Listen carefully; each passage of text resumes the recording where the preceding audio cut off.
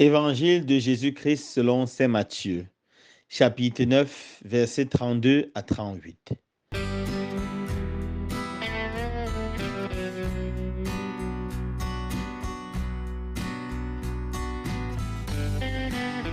En ce temps-là, voici qu'on présenta à Jésus un possédé qui était sourd-muet. Lorsque le démon eut été expulsé, le sourd-muet se mit à parler.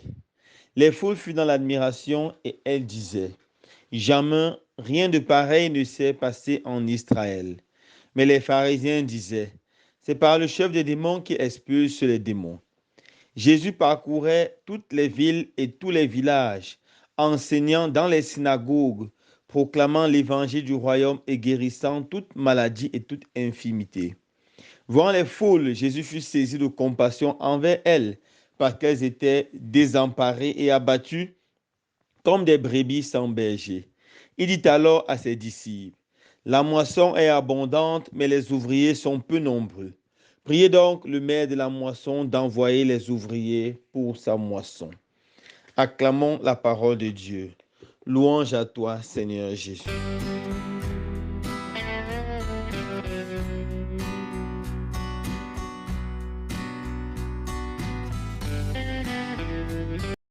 Chers frères et sœurs bien-aimés, dans l'évangile de ce jour, saint Matthieu nous présente Jésus qui fait un miracle.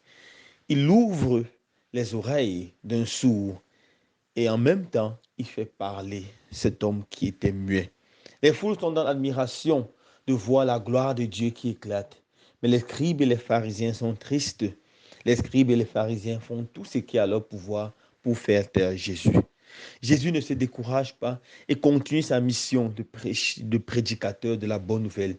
Il parcourt ville et village en proclamant le message du salut. Il prêche l'évangile sans se fatiguer devant les grands et les petits, les riches et les pauvres, les saints et les pécheurs, les hommes et les femmes. Jésus prêche l'évangile car c'est pour cela qu'il est venu.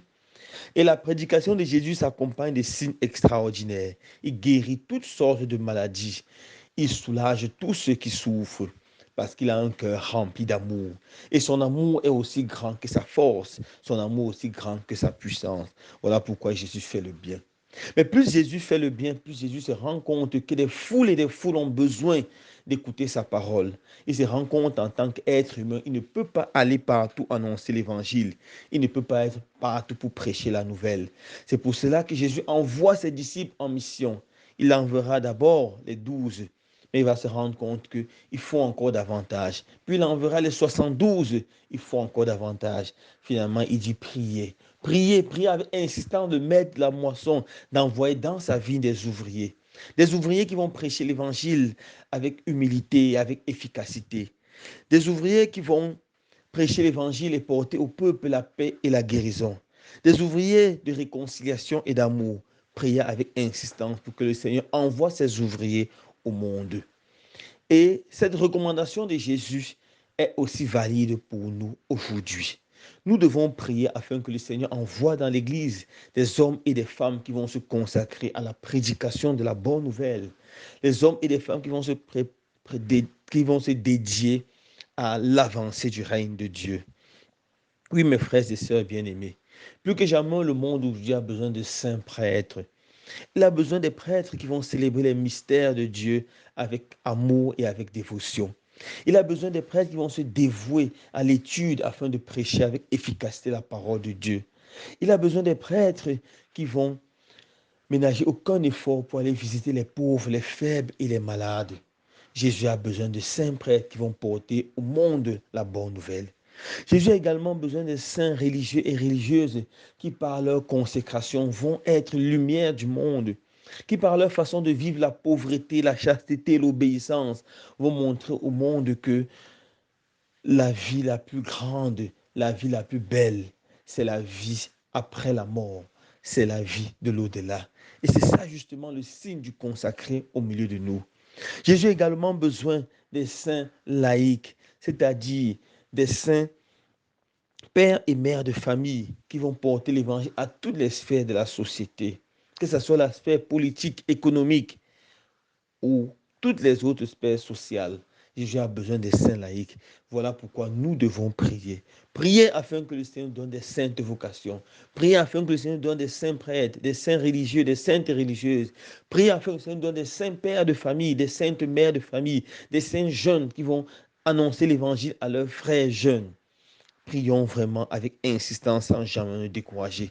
Demandons au Seigneur de faire des merveilles pour nous en nous envoyant des ouvriers. Permettez-moi, frères et sœurs bien-aimés, de conclure ma méditation de ce jour en partageant avec vous l'histoire de ce prédicateur anglais du nom de Joseph Stone. Joseph Stone est né en Roumanie, un pays communiste en ce moment. Alors, il allait faire ses études de théologie à l'université d'Oxford. Et là, il a été plus que jamais séduit par Jésus. Après ses études, il a décidé de rentrer dans son pays pour prêcher l'évangile. Tous ses condisciples lui ont dit, ne fais pas cela.